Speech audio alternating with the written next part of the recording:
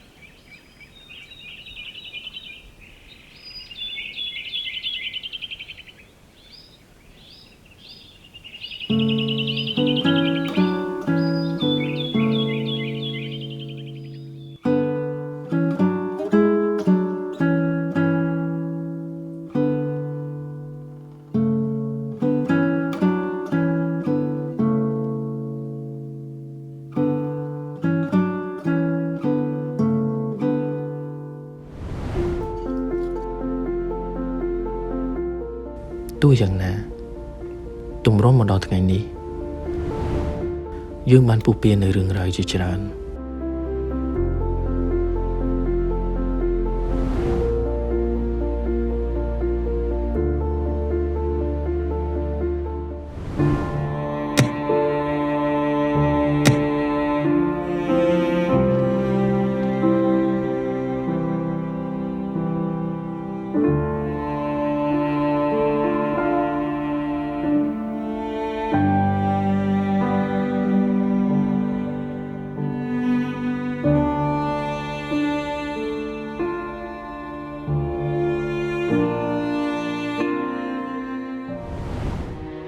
ហើយដំណោះស្រាយដ៏តូចតាច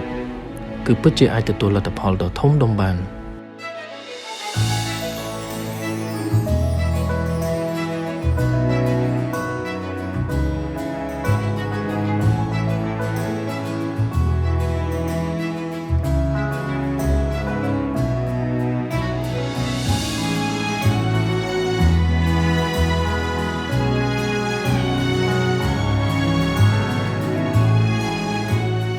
នីត្រាប៊ឺជួយបង្កើនសមត្ថភាពផ្កាកាន់ផ្កាកាន់ក្តឹបបង្កើនគុណភាពកសិផលខ្ពស់លក់បានថ្លៃ